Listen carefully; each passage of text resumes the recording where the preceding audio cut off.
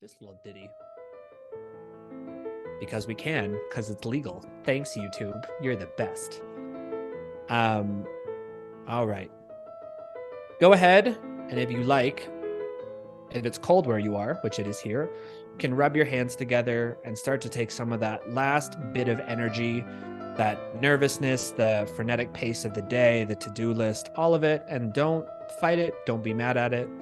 Just accept that it is present. Give it a little bit of space to move. Roll your shoulders, roll your neck, and start to come into stillness. Let your ears fall a little bit. Take the tension out of your jaw and your neck. Let your shoulders fall just a half an inch, and let that effect reverberate through your whole body. Just letting gravity pull you down a little bit deeper, a little bit deeper, a little bit deeper, even though Beethoven has decided to go ham on the keys. And I want you to start to bring your attention to your breathing, in through the nose and out through the mouth. In through the nose and out through the mouth. And today's directive around breathing is going to be a little bit different. I want you to think about how it feels when you're standing on like a porch or a balcony looking out over a really beautiful vista or landscape. And maybe it's the ocean, maybe it's a beautiful field full of flowers, maybe it's the mountains. And there's a sensation you get when you're standing outside and you're looking at this beautiful thing, and there's a certain type of breath where you just breathe in this deep, rich breath of fresh air, and there's a sigh on the exhale. There's just a letting go.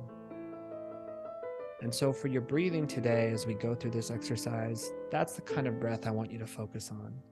Again, it's not a specific place in your body. It's breathing into that feeling of just absorbing this beautiful sight, this beautiful, I see a sunset. Maybe you see a sunrise or a night sky. And just exhaling in the relief that you're still alive. Exhaling in the relief that you live a life that allows you to be present to such a beautiful sight. Exhaling into the reality that you are safe and that you are loved. Yeah.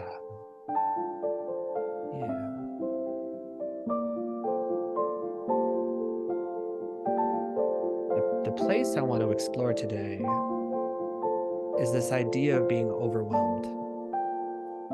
And I don't know if this is true, but my sense is that coming out of COVID, when there was so much we were restricted from, we are in a heyday of to-dos.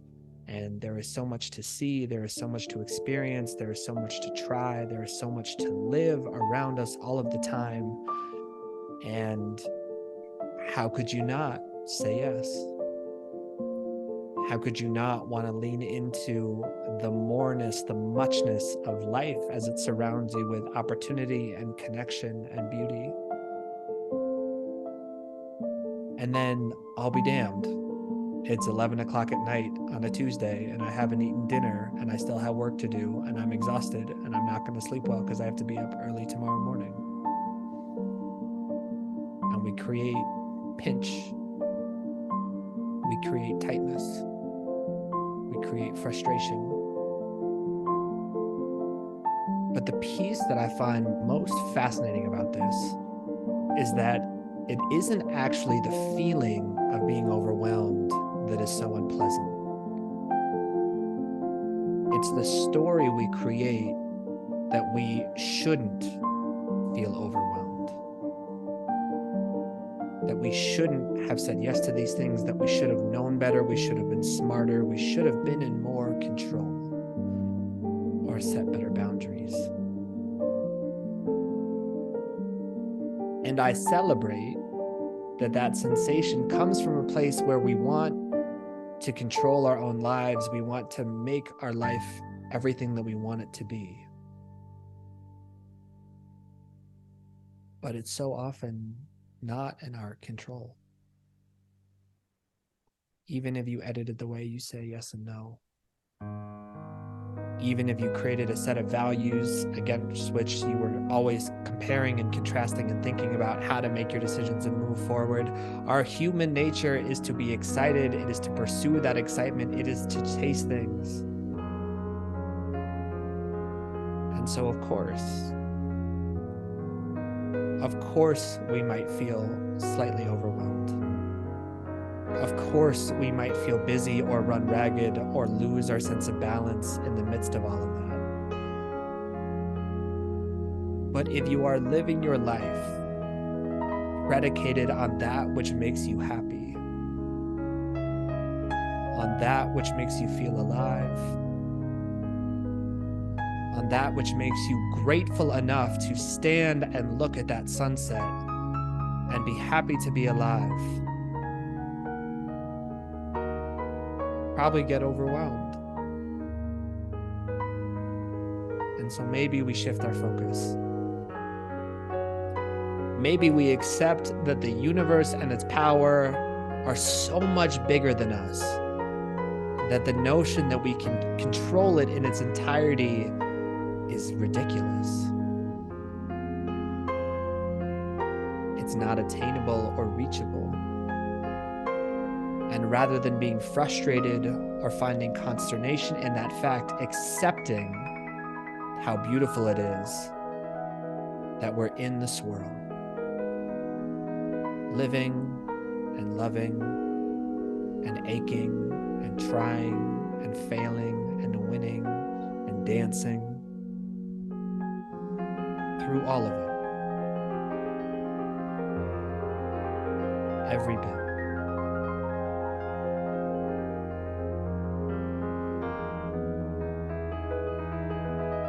Staying connected to that breath, again, breathing into that place of gratitude, that place of humility, that place of life and love in your body.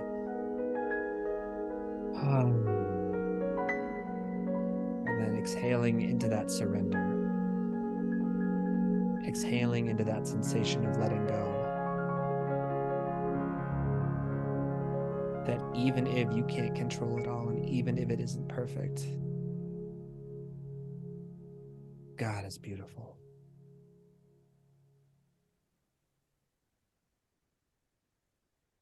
I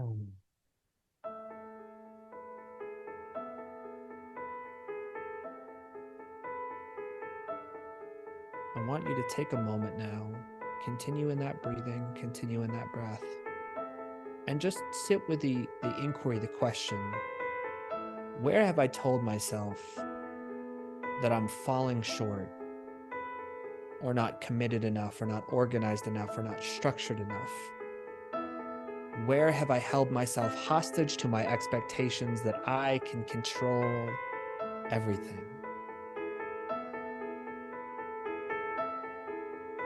Maybe in your job,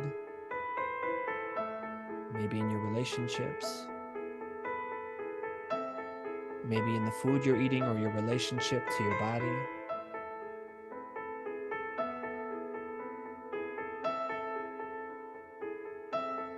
And again, rather than try and jump out of the plane, which I welcome you to do if you're feeling brave,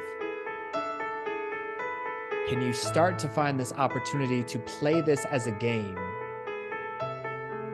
To get curious about how going from a rigidity and a structure and this grasping hold of needing it to be perfect and needing it to be in control, can you play with it? Can you move it back and forth between your two hands? Can you inject energy and life and movement and creativity into the question? Can you fuck around and find out what might happen if you just change the energy a little bit?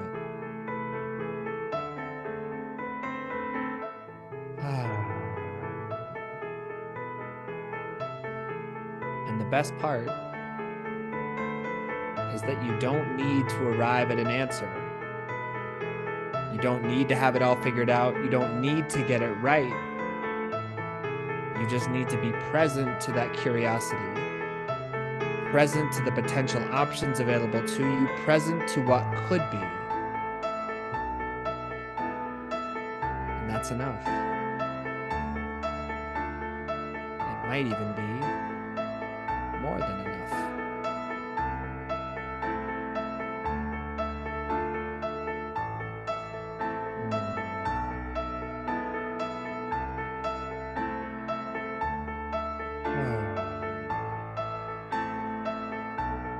Now I want you to start to come back.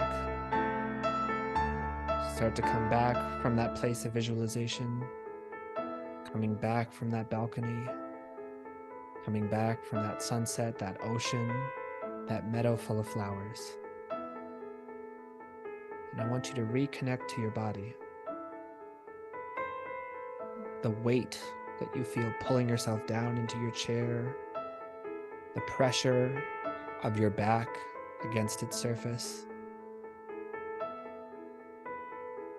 the solidity of the ground beneath your feet that you can push into. Come back into this moment. Come back to your breath. And I just want you to notice and appreciate that the same person taking those big deep breaths, sighing into that surrender, playing with that energy, is the same person sitting in that chair, is the same beautiful human being.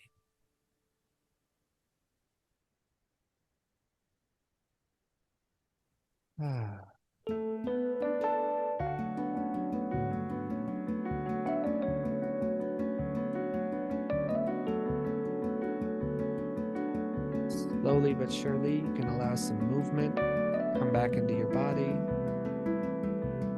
Roll your wrists, roll your ankles, your neck. Wiggle your fingers and your toes. Staying connected to those big, deep breaths, to that sigh, to that exhale, to that letting go of.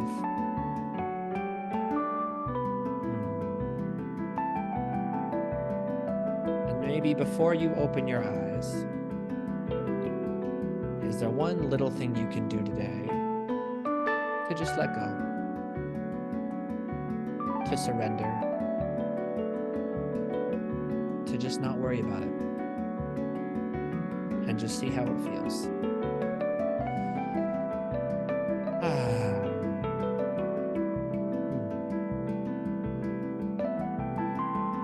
Whenever you're ready, take your time. I'll be here holding the space. You are welcome to open your eyes, say your goodbyes, and then enjoy the rest of what I hope will be a beautiful, beautiful day.